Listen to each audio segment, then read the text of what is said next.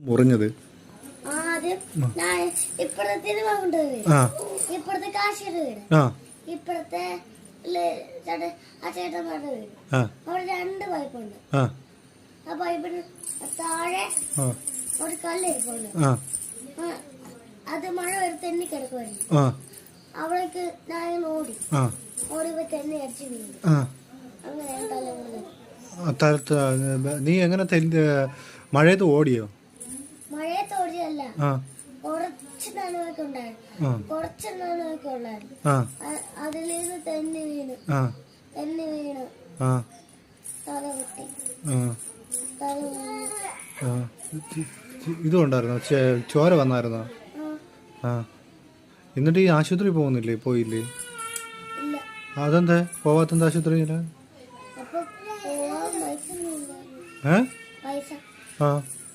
പൈസ ഉണ്ടെങ്കിലേ പോവാളോ? ആശുപത്രിക്ക് പോവാലോ, ഗവൺമെന്റ് ആശുപത്രി പോവാലോ. ഇത്രേ ഉള്ളൂ. എത്ര? ഇത്രേ പണം